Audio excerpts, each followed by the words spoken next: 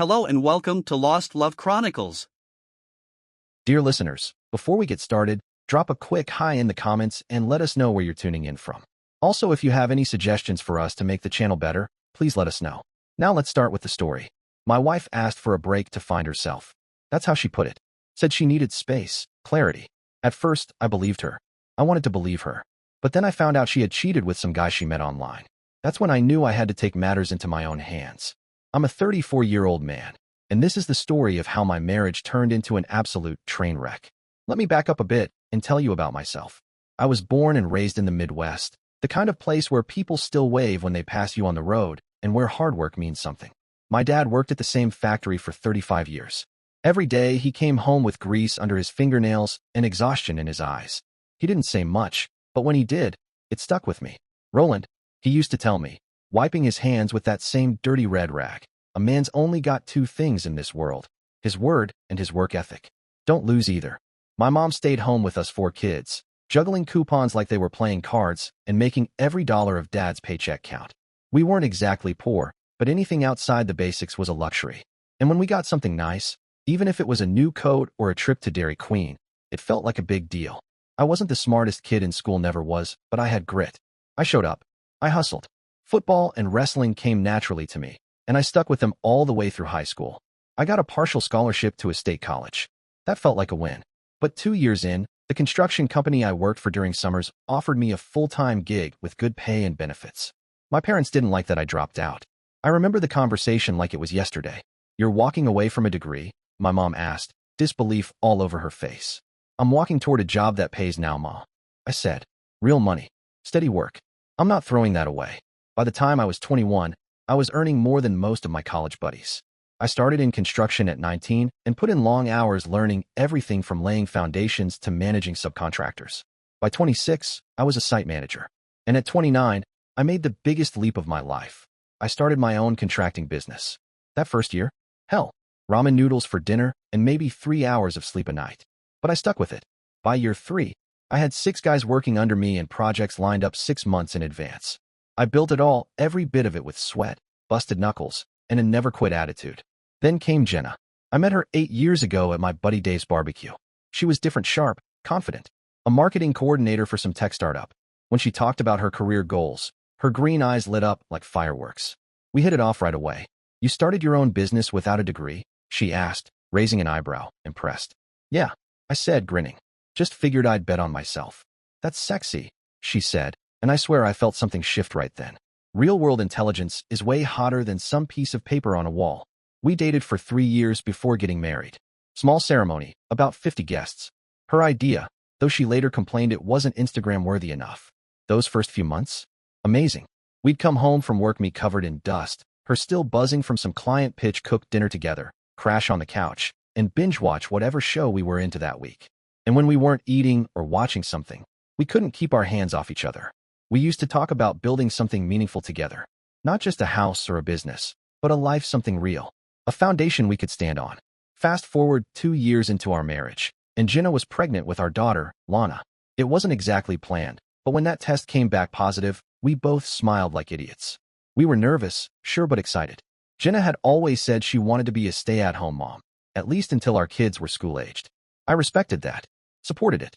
I was doing well enough by then to cover all the bills, and we were living comfortably in the 3-bedroom house I'd bought before we even got married, using the down payment I scraped together from a house flip I did on weekends. Important detail. Remember that. Jenna's pregnancy wasn't easy. Morning sickness hit her like clockwork and didn't let up. Her ankles were swollen half the time, and her moods were all over the place. I didn't complain. I did what any man who loves his wife would do. I stepped up, took over all the cooking, hired a cleaning service to come in twice a month, made late-night runs for pickle juice and chocolate ice cream when she got those cravings out of nowhere. "Roland, can you get me chocolate ice cream with sprinkles? And pickle juice, like the really salty kind?" she asked one night, her voice groggy but firm. "Pickle juice and chocolate." I laughed, already grabbing my keys. "You're lucky I love you this much." I even converted the 2nd bedroom into a nursery myself. Painted the walls that soft buttery yellow she wanted and assembled every piece of baby furniture, crib, changing table, rocking chair by hand. No shortcuts. When Lana was born, Jenna struggled. The joy was there, but so was something darker. Postpartum, they said. Hormones can be brutal, I get that. I took 3 weeks off work right then. That was hard, real hard for a guy running a small business. But I didn't think twice. Family comes first. I handled the night feedings, diaper changes, rocked Lana to sleep so Jenna could get some rest. At the same time, I was checking in on job sites and doing whatever I could to keep my business from collapsing. I ran on fumes for weeks, but I kept going. When I finally returned to work full-time, I hired a part-time mother's helper, someone to come in 3 days a week so Jenna could nap, shower, breathe. I was doing everything I could, and then some. But as Lana got older, our bills grew too. So I started taking on more clients. 12-hour days, sometimes weekends. I even shifted into more custom home builds, more demanding, but better paying. I wanted to give Jenna the lifestyle she dreamed about, but she kept looking at her phone, always comparing. Her college friends, wives of lawyers, execs, trust fund babies, posting pictures from Bali, Paris, the Amalfi Coast. Luxury vacations twice a year, designer clothes, spa days. And I'd see that look on her face. Must be nice, she'd say sometimes, scrolling through her feed. I kept my head down and worked harder. I thought I was building a life for us. A good life. We weren't living like royalty, but we had a solid home in a great neighborhood, 2 dependable cars, and Jenna never had to check the account balance before buying anything for herself or Lana. I thought we were on the same page. I really did. Then came that Tuesday in November. I remember because we had our first snow that morning. The air was sharp and the ground was slick. I spent an extra hour out at the site making sure the fresh foundation we poured was properly insulated and covered. Cold like that could ruin everything if you weren't careful. After that, I had to deal with a supplier who screwed up the fixtures for the Peterson job, sent the wrong finishes, wrong sizes. Took me another hour to get that sorted. By the time I finally walked through the front door, it was after 7 in the evening. I had been working since 5 in the morning. I walked through the door, boots caked in mud and concrete dust, my shoulders aching from the 12-hour grind. I dropped my keys in the bowl by the door and looked up to see Jenna sitting at the kitchen island, eyes glued to her phone. She barely glanced up. Lana, my beautiful little girl 15 months old now, was strapped into her high chair, her mom's sharp green eyes twinkling above cheeks dusted with bits of crushed Cheerios. Her dark hair, like mine, curled slightly at the ends, and the tray in front of her looked like a war zone. She must have been sitting there for a while. "Hey babe, sorry I'm late," I said, already heading toward Lana. The supplier screwed up again. I reached down and started scooping her up. Lana squealed and reached for me with sticky fingers, her face lighting up the second I lifted her into my arms. Her tiny hands immediately went for my beard, giggling like I was the best thing she'd seen all day. Then Jenna spoke, flat and emotionless, not even looking away from her screen. "I need a break to find myself again." I blinked. "What?"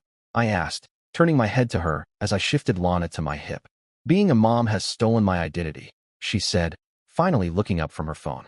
I stood there in my work boots, still covered in the day's grime, holding our giggling toddler, this tiny human who was everything good in my world, now trying to yank on my beard with sticky hands. My brain tried to make sense of what Jenna had just said. "What do you mean? A break like a vacation? You know, I can take some time off next month after the Miller project wraps up. We can go somewhere, just us." She didn't even blink. "No, Roland. A break from us." I felt my gut twist. "A break from us. I'm not happy anymore," she continued, standing up now, crossing her arms like she was bracing herself for a debate. "You don't meet my emotional needs. I feel like I'm just Roland's wife or Lana's mom now. I need space to figure out who I am." I stared at her. This came from the same woman who hadn't worked in 2 years. The one who had a weekly spa day on my dime. Who had a cleaning service come twice a month. Who had a mother's helper in the house 3 days a week. I was working 60 to 70 hours a week to give her the life she told me she wanted. And now I was the problem? Is there someone else? I asked before I could stop myself. Her eyes flicked to her phone, just for a second, but that second was all I needed. "Don't be ridiculous," she snapped, standing up straighter, like she was offended by the very idea. "This toxic masculinity thing where you assume I must be cheating just because I need space is exactly the problem. This is why I feel suffocated." She wasn't yelling, but every word hit like a hammer. "You don't understand emotional labor or the mental load of being a mother." I took a slow breath and bounced Lana gently in my arms. She was starting to sense the tension, her giggles fading into uncertainty. "Okay," I said carefully. "Let's talk about this. What does a break look like to you? Where would you go? What about Lana?" Jenna rolled her eyes, like I was a child missing the most obvious thing in the room. Like I was missing the point entirely. "I don't know yet, Roland. That's why I need space to think." "God, you always need everything spelled out like a contract." Her words landed sharp. I stood there, still holding Lana, stunned and unsure what to say next. It wasn't the time to argue, not with our daughter in my arms. so I didn't push it that night. Instead, I focused on Lana. She was still fussy from sitting too long, so I got her cleaned up, made her a proper dinner, real food, not just dry Cheerios scattered across a high-chair tray, and then gave her a warm bath. She calmed down quickly in the water, clinging to her rubber duck while I washed her hair. I dried her off, dressed her in her footy pajamas, and tucked her in with her favorite stuffed elephant. We read 3 of her favorite books twice through the last one, because she kept pointing at the pictures. Her eyelids finally grew heavy, and I sat with her until she fell asleep. When I came back downstairs, Jenna was on the couch, zoned in on some trashy reality show. She didn't look up, didn't say a word. I grabbed a soda from the fridge and headed to the guest room. I lay there in the dark, on the unfamiliar mattress, staring at the ceiling. My gut was screaming. Something wasn't right. But still, 8 years together doesn't just vanish. You don't want to believe the worst. You want to believe your partner, your wife, is just overwhelmed. That she needs time. That maybe, just maybe she's right. Maybe I had been too focused on providing, too wrapped up in the business, and not enough on connecting with her. I wanted to believe that this was something we could fix. I just didn't know yet that there was nothing to fix. The foundation had already cracked. 2 days went by in this strange, silent standoff. Jenna barely spoke to me. Didn't bother to get up with Lana in the mornings anymore. Too tired, she'd mumble from under the covers. So I started setting my alarm even earlier, handling the morning routine: solo diaper change, breakfast, getting her dressed before heading out. I started dropping Lana off at my mom's place on the way to the site. Mom was more than happy to watch her granddaughter, and honestly, it was a relief knowing Lana was with someone who cared. Every night when I came home, Jenna was headed out to a girls' night, a yoga class, or some vague self-care thing. I didn't ask questions. I just took notes. Then on the 3rd day, during my lunch break, my phone buzzed. It was a text from my buddy Ryan. "Dude, call me ASAP. It's about Jenna." I felt the bottom drop out of my stomach. I walked off the site and climbed into my truck, my hands already dialing before I could second-guess it. "Ryan, what's going on?" He sounded hesitant. "Look, man, I didn't want to get involved. This ain't my business. But this isn't right. Just tell me, man." "Okay, Tara, my girlfriend, she's in this online gaming group with Jenna. Some role-playing thing. Discord server. They've been in it for a while now." I sat there, frozen. I had no idea Jenna was even into that stuff. "Tara's been watching Jenna overshare about your marriage for weeks now," he continued, voice low. My stomach turned. "Oversharing? What do you mean?" "She's been ranting about you, saying you're emotionally unavailable, that you don't meet her needs, that all you do is work, and that you guys haven't had a meaningful conversation in months." I swallowed hard. My mind went back to the nights I tried to talk about Lana, about the house, about the future, and got nothing but or silence in return while she stared at her phone. "And there's this dude in the group," Ryan went on. "Calls himself Eric." I didn't breathe. "Tara says Jenna has been private messaging him constantly, like staying up till 3 in the morning, talking to this guy." That explained why Jenna was suddenly too tired in the mornings. I gripped the phone tighter. "Has Tara seen their private chats?" I asked, already knowing I wasn't going to like the answer. Ryan hesitated. "Not all of them, but enough." I waited. "She said Jenna was bragging in the group chat yesterday. Told everyone how she dropped the 'I need a break' line on you and how you just accepted it like some kind of emotional robot." He paused. "Said she always knew you were like that." I felt my jaw clench. Ryan added, "She said that Eric guy actually listens to her." I didn't say much after that. Just thanked Ryan for the heads up and ended the call. Then I sat in my truck for a good 20 minutes, just staring through the windshield at the dirt and gravel of the job site, my coffee going cold in the cup holder. The pieces were falling into place: click, click, click. The sudden demand for space. The frequent girls' nights that didn't involve any actual girls. The constant texting, the way she'd take her phone into the bathroom like it was an oxygen tank. That night, Jenna was in the shower again. Her new routine of hour-long showers with the door locked, the Bluetooth speaker blaring some indie playlist, and most telling her phone always clutched tightly in her hand. I did something I never thought I'd do. I checked her Discord. Her laptop was sitting on the kitchen counter, lid open, logged in. She hadn't even bothered to close it. My hands were shaking as I sat down and clicked through. What I saw made me physically sick. There they were, her and Eric. The unemployed, 29-year-old philosopher poet from Oregon. Dozens upon dozens of messages. Explicit messages. Photos. Videos. Things I didn't know existed.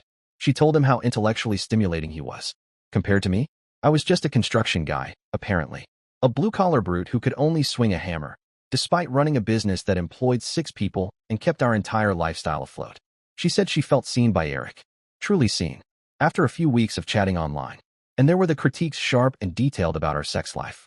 She wrote about how I only wanted physical connection with no emotional intimacy. As if the countless nights I'd tried to hold her, talk to her, love her meant nothing. As if she hadn't shut me down over and over. She mocked me, openly, shared things about me I had told her in confidence. Things I'd never shared with anyone. My insecurities, my fears, my body. The worst part? From what I could gather, this savior of hers was jobless, living in his mom's basement in Oregon, and had never been in a real relationship in his life. But he was a free spirit, and that apparently made him a better man than I was. He wrote go-doffel poetry long, melodramatic monologues about the moon and fate, and longing, and Jenna fawned over every line like he was the next Shakespeare. They were already making plans for her to visit him. She was actually discussing, in detail, how much child support and alimony she could get out of me. Enough to start a new life with him. There was even talk about Lana, how she'd adjust once everything was settled. I didn't make a sound. I took screenshots of everything. Every disgusting word. Emailed them to myself. Then I closed the laptop exactly as I found it. I felt hollow, like someone had scooped out my insides with a rusty spoon and left nothing but ache behind. When Jenna finally stepped out of the bathroom, wrapped in her robe, phone clutched in hand like it was an extension of herself, I was sitting at the edge of the bed. I looked up at her. The words came out before I had a chance to second-guess them. So who's Eric? My voice didn't shake. I was almost surprised at how calm it sounded. She froze. Her face went through about 5 expressions in 2 seconds: shock, fear, anger, calculation, and finally, indignation.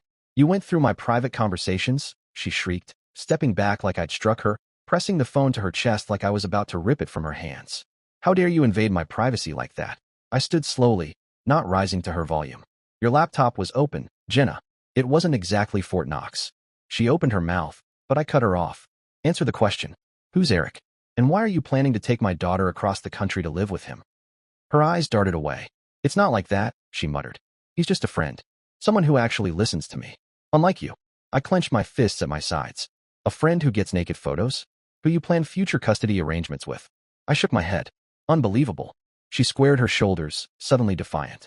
If you were meeting my emotional needs, I wouldn't have had to look elsewhere. This is your fault. That hit me like a slap. I stared at her in disbelief. You really gonna do that? Pin this on me. She folded her arms. You never get it. You never hear me. I let out a bitter laugh. Let me remind you, Jenna, who pays for that phone you're clutching? The internet you used to flirt with Eric? The roof over your head? The food in the fridge? The weekly spa days and the help that comes 3 times a week so you can rest while I bust but keeping this life going. Her eyes narrowed. Oh, so now you're going to be financially abusive? She snapped. Throw it in my face that you make all the money. I blinked. That's not what I said. That's exactly what you're doing, she hissed. And that's why I need someone like Eric. He values me for me, not as some damn trophy wife. I almost laughed. I couldn't help it. Trophy wife. I looked her up and down, not in judgment, but in raw disbelief. Jenna, when's the last time you even put on real clothes for me? Makeup? Hell, even a smile when I walked in the door after a 12-hour day? Her jaw clenched. I'm going to ask you one more time, I said, my voice even though every nerve in me wanted to explode. Are you having an affair with this guy? Emotional or otherwise? She rolled her eyes like I was a child. You can't have an affair with someone you've never met in person, she said slowly, like she was explaining algebra to a toddler. And even if I was, it would be because you drove me to it with your emotional neglect. There it was. The non-denial. The blame shifting. I felt something inside me shift. Click into place. Whatever part of me had been hoping this was salvageable died in that moment. I'm sleeping in the guest room until we figure this out, I said, turning to leave the room. Fine, she shot back. Run away from the conversation just like you always do. As I walked away, she called after me shrill, defiant. This is why our marriage is failing. I didn't take the bait. I didn't even slow down. I just closed the guest room door behind me, sat on the bed, and stared up at the ceiling like it might have some kind of answer. My mind spun in circles, replaying the last few months on a loop. How had I missed the signs? Was I really that absent? Or was Jenna rewriting our entire history to justify where she was now? No, I knew who I was. I knew what I'd done and sacrificed for this family. One thing became clear through the static in my head. I wasn't going to be played for a fool. If Jenna wanted a break to explore things with Shakespeare, the basement-dwelling soulmate, she could have it, but not on her terms. The next morning, still dark outside at 4:30 a.m., I got up quietly. She was still asleep, curled around her phone like it was a second pillow. I got dressed, went into Lana's room, and gently lifted her from her crib. She stirred but didn't cry.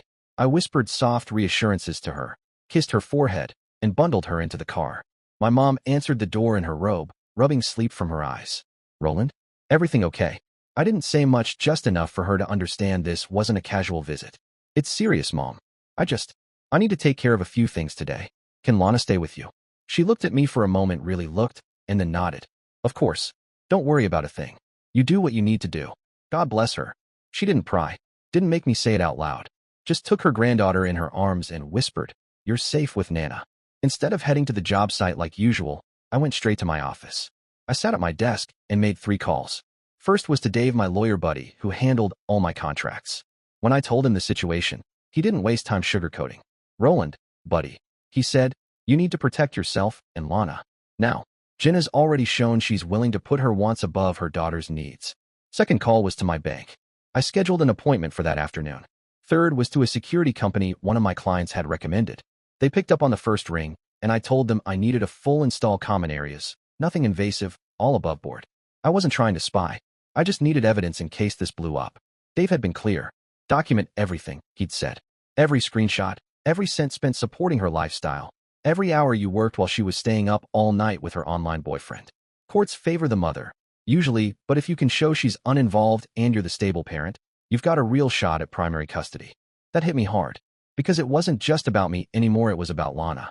I had the cameras installed the next day. Legal and by the book after all, the house was in my name. When I told Jenna, I just said, "It's for security. With the way the world is, it's smart to have some coverage." She barely looked up from her phone, rolled her eyes. "Whatever," she mumbled, thumbs still tapping away. At the bank, I opened a separate account in my name only. I didn't drain anything, just moved over a manageable amount. Not enough to trigger red flags.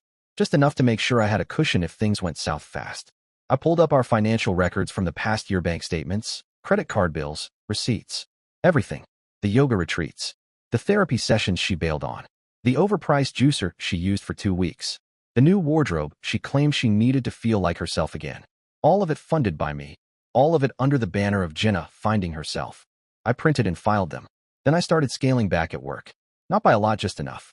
I cut my 12-hour days down to 9 or 10, handed more over to Tim, my foreman. He's sharp and I trust him. It let me show up more at home, where it counted. I picked Lana up earlier, did the drop-offs at my mom's when needed. I wanted it documented. I wasn't just a paycheck, I was a father. An involved one. Jenna didn't even seem to notice. She was sleeping until 10, shuffling out in pajamas with her phone in hand, and spending half the day FaceTiming or texting. The fridge was regularly empty. I started doing the grocery runs. It was always me bathing Lana, feeding her, playing with her. I took her to her pediatrician appointments Jenna forgot about twice. Forgot. Meanwhile, I kept a detailed record. Wrote it down every night. What I did, what Jenna didn't do, timestamps, notes. If this ever went to court, I wanted a picture that couldn't be argued with. The saddest part? Lana would toddle up to her mom, arms lifted, saying, "Mama." And Jenna, still laughing into her FaceTime with Eric, would just pat her on the head and mumble, "Go play, sweetheart." It burned. One night, I was passing through the kitchen and heard her say to her phone, "Once I figure out the logistics, I can come visit you." Roland is so clueless. He thinks this break is temporary. He's still sleeping in the guest room like a good little boy. That was it. That was the moment it all crystallized. This wasn't salvageable. I wasn't going to be her backup plan. I wasn't her ATM while she tried out life with Discount Shakespeare. I scheduled consultations with 3 divorce attorneys, all in different parts of town. I didn't want her hearing about any of it from someone's cousin. Finally landed on Sarah Sharp, straightforward, and specialized in father's rights. The second I walked into her office, I knew she was the one. I laid everything out. Photos, screenshots, logs, financials. I've been keeping records, I told her. I didn't want to go into this blind. She flipped through the binder I'd prepared, nodding. "You've done your homework, Roland. Most guys don't think ahead, they react. You're not reacting. You're building a case. And that's going to make all the difference." We started strategizing quietly, carefully. To round it out, I also started therapy. Not because I thought it would save our marriage, it was already dead, but because I needed it documented. I needed someone professional to say, "This man is working on himself." And honestly, it helped. Talking through the mess, the betrayal, the gaslighting, it helped clear my head. Dr. Chin didn't pull punches. After our 3rd session, she leaned forward and said, "Roland, from what you've described, Jenna is showing classic signs of someone in the affair fog. She's rewriting your marital history to justify her actions. She's compartmentalizing her role as a mother to pursue this new excitement," Dr. Chin said calmly. "And she's shifting the blame onto you to avoid accountability for her choices." So what do? I asked. Continue documenting. Don't engage in arguments. And prepare yourself for the possibility that she's not coming back from this fog anytime soon, if ever. It hurt to hear. I sat there, staring at the floor of her office, nodding slowly. But deep down, I knew he was right. The woman I married? She was gone. Or maybe she'd never really existed in the first place. Maybe this was always who she was, and the mask had just finally slipped. Either way, my priority was clear: protect myself and protect Lana from whatever storm was coming. As the weeks passed, Jenna's behavior grew worse. More entitled, more rude. It was like every day she peeled back another layer of the person I thought I knew, revealing someone colder, lazier, and crueler than I could have imagined. One Sunday, my only full day off, she walked into the kitchen while I was washing Lana's sippy cups and handed me a list. A literal list. Of chores. "I'm too emotionally drained to handle this today," she said, voice flat like she was reading off a script. "I've been talking to my life coach." I glanced up. "You mean that woman from Discord?" She ignored me. "And she says I need to prioritize my self-care. As the male partner who's emotionally stunted, you should be stepping up more around here." I dried my hands and took the list from her. Mow the lawn. Fix the garage door. Clean the gutters. Do all the laundry, including her delicates. Prep her meals for the week. I scanned it again. Nothing for Lana. Not a single bullet point mentioning our daughter. I let out a short laugh and handed it back. "I'll handle my half of the parenting and household responsibilities just like I always have," I said evenly. "But I'm not your servant." That set her off. She exploded into this tirade about the mental load of being a mother, how I couldn't possibly understand what it was like because of my male privilege.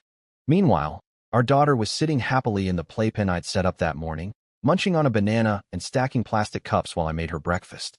"What mental load, Jenna?" I asked, trying to keep calm. "I'm handling all of Lana's doctor appointments, doing most of the cooking and shopping, still putting in 50 hours a week at work. What exactly are you doing that's so mentally taxing? You just don't get it," she screamed, throwing up her hands and storming off to video chat with Eric. Again, the irony was suffocating.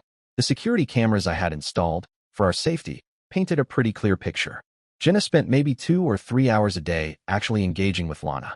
The rest? Screen time. Either Lana staring at a tablet or Jenna glued to her phone, giggling into it while on FaceTime with the man-child in Oregon. She even started nitpicking how I parented.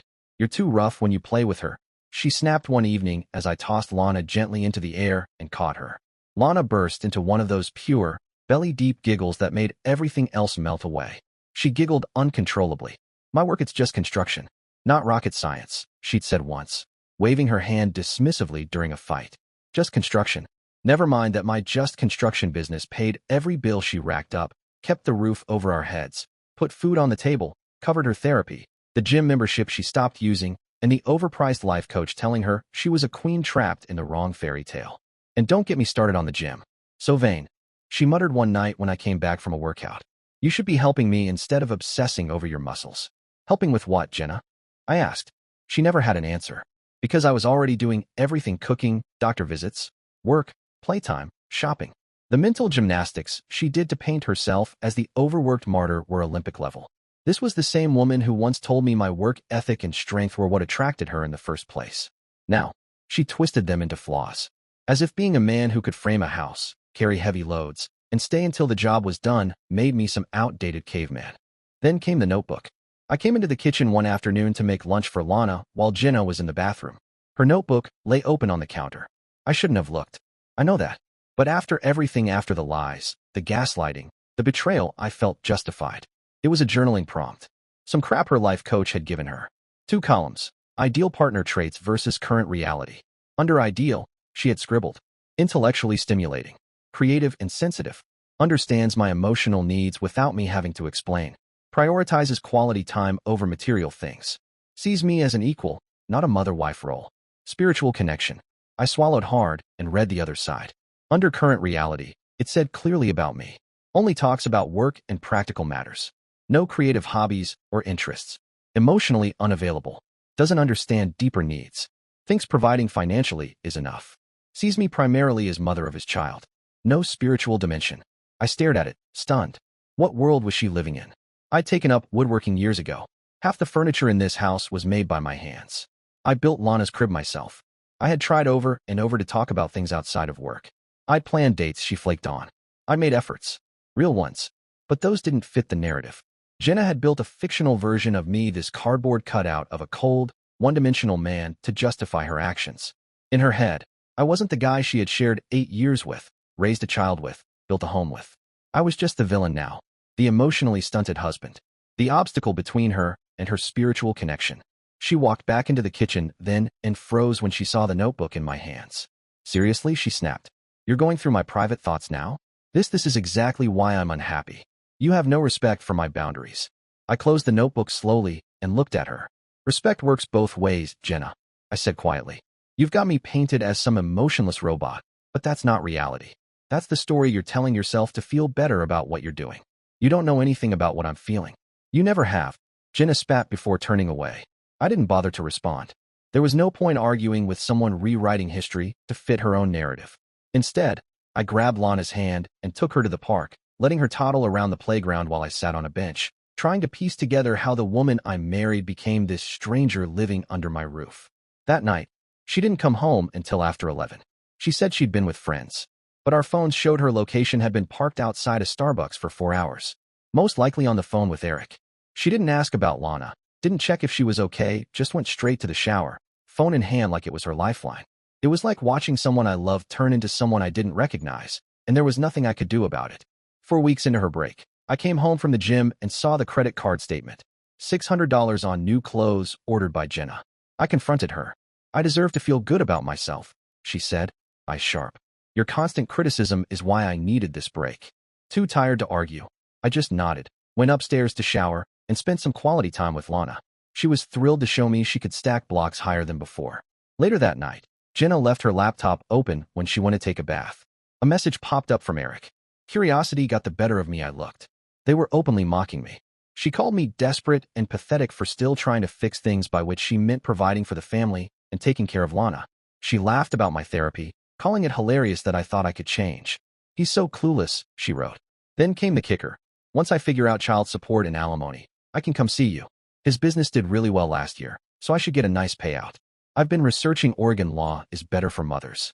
I'll file once I'm there with Lana. He'll have to pay for us to live near you. Something inside me snapped, not in a rage, but a moment of perfect clarity. I took pictures of the conversation and closed her laptop. She came out of the bathroom wrapped in the plush robe I'd gotten her for Christmas. I was sitting calmly at the kitchen island. Good bath? I asked quietly, trying to keep my calm steady. Good bath. Fine, she said, eyes narrowing, clearly suspicious of my calm demeanor. So I leaned in, keeping my voice even. I've been thinking about this break you wanted, and I think you're right, we do need to make some changes. Her eyes lit up for a moment, probably expecting some grand gesture, a plea to patch things up. But I wasn't done. I think it's time we stop pretending. You want to be with Eric? Then go be with him. You have until the end of the month to move out. Her expression shifted, fast shock, then anger. Move out. This is my house too. And Lana stays with me.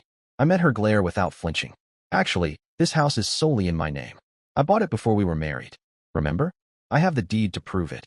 And as for Lana, I said, voice cold, we'll let the courts decide who provides the more stable home environment. She pulled out her trump card, voice shaking but fierce. No judge will take a child from her mother. I'll get full custody, and you'll be lucky to see her every other weekend. I smiled, then a slow, deliberate smile that seemed to unsettle her more than any shouting would have. You'd be surprised what judges think about mothers who neglect their children to have online affairs. I've documented everything, Jenna. Everything. For the first time, I saw fear flicker in her eyes, but she quickly hardened back into defiance. You're bluffing. You don't have anything. I pulled out my phone and opened my email, showing her one of the screenshots her discussing with Eric how she planned to minimize my parenting time so they could start fresh in Oregon. There's plenty more where that came from, I said, including security footage of you ignoring Lana's crying because you were too busy sexing. She gasped, voice sharp. How do you think a family court judge will view that? You've been spying on me in my own home. My home? I corrected firmly. And yes, I installed security cameras after finding out my wife was planning to take my daughter across the country to live with some guy she met online. It's perfectly legal, and it'll be very interesting viewing for the custody evaluator. She shifted tactics, her voice softening as she reached out for my arm. Roland, come on. We can work this out. I was just blowing off steam with Eric. You know you and Lana are my world. I gently removed her hand. Save it, Jenna. I've seen the real you now, and honestly, I don't like her very much. She burst into tears, but I wasn't fooled. I'd seen enough of her acting to know those tears were as fake as her sudden claims of devotion. "What do you want from me?" she sobbed. "I want you to leave. Start your new life with Eric or whoever," I said firmly. "But Lana stays here in her home, with a parent who puts her needs first. You can't do this to me. I'll fight you. I'll tell everyone what a controlling monster you are." "Go ahead," I told her. "I've got the receipts, as the kids say. Every neglectful moment, every plan to use me for money, every lie you've told. Your choice if you want all that made public in court." She stormed off, slamming the bedroom door behind her. That night, I slept soundly for the first time in weeks. The weight of indecision finally lifted from my shoulders. The next few weeks were a hurricane of her alternating between threats and tears. One day she'd scream that she'd take me for everything I had. The next, she'd sob about how she still loved me and that Eric was just a mistake. I stayed calm through it all, which only infuriated her more. "Why aren't you fighting for me?" she demanded once. "Because you're not worth fighting for anymore," I replied simply. "The woman I loved wouldn't have done any of this." She tried turning friends against me with wild stories about emotional abuse and controlling behavior. Most saw through it, especially once I calmly showed them the evidence of what had really been happening. Her parents even called me, apologizing for her behavior after she tried to spin some victim narrative to them. "We raised her better than this," her father said, genuine confusion in his voice. "I don't know what's gotten into her, but we want you to know we support you and Lana." True to my word, I filed for divorce and petitioned for primary custody of Lana. Jenna was stunned when my lawyer presented the evidence of her neglect security footage showing her ignoring Lana's cries while on calls with Eric, screenshots of her telling him she couldn't wait to be free of mom duties, texts complaining about how motherhood was ruining her life. The judge was particularly unimpressed when my lawyer laid out Jenna's plans to uproot Lana and move across the country to be with a man she had never even met in person. "Mrs. Harris," the judge said, peering over his glasses, "this court's primary concern is the well-being of the minor child.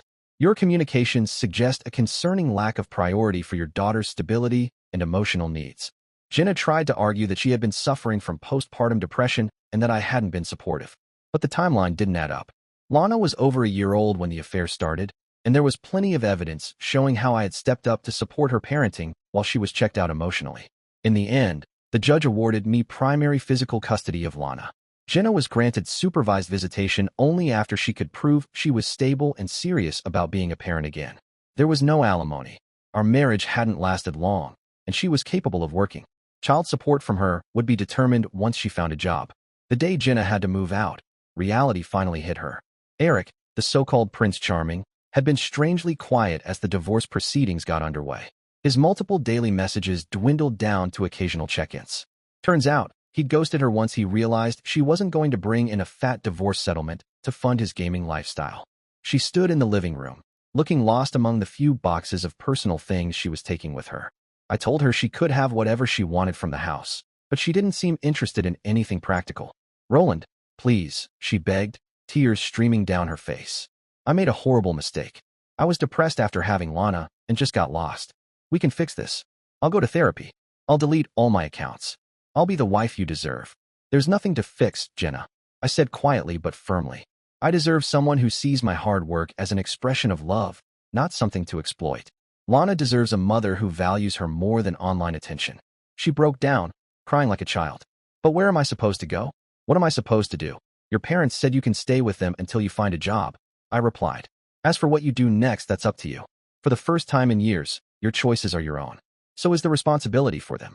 She left that day with her parents, who came to help her move. Both of them watched me with sad, apologetic eyes as they loaded her things into their SUV. I felt no joy in her distress, only a hollow relief that the worst was finally over.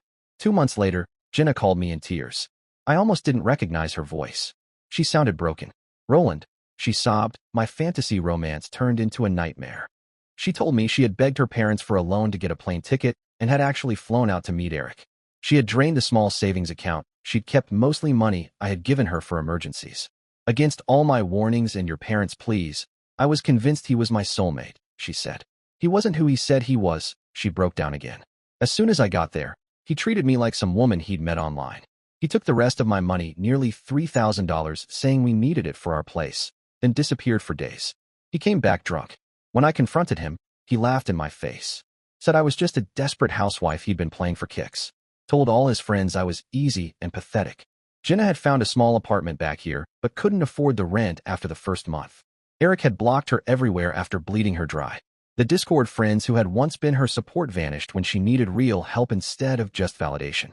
She couldn't find a job that paid enough after her long employment gap. I made the biggest mistake of my life, she wept. I threw away everything good for a complete lie. Please, Roland, I know I don't deserve it, but can we try again? For Lana, for us? I'll do anything to make it right. I miss our family. I miss you. Part of me felt sorry for her, but a bigger part remembered how she'd planned to use me, mock me, and take my daughter away. I'll help you find resources, I said finally. For Lana's sake, I need her mother to be stable. But that's it. You made your choice, and actions have consequences. You can't mean that, she whispered. After everything we've been through. That's just it, Jenna.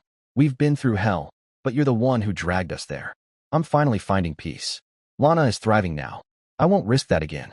When Jenna broke down completely, despite everything, I felt a pang of the old affection, but I knew better now. Her tears had always been her most effective weapon.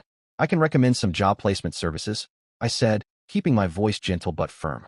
And I know an apartment complex that has reasonable rents. But that's as far as my help goes. She looked at me, desperation in her eyes. Can I at least see Lana more?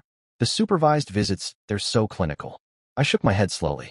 Let's see how you do establishing stability first. Lana needs consistency, not someone who might disappear again when the next Eric comes along. That hit her hard, and I saw the fight drain from her face. It needed to be said.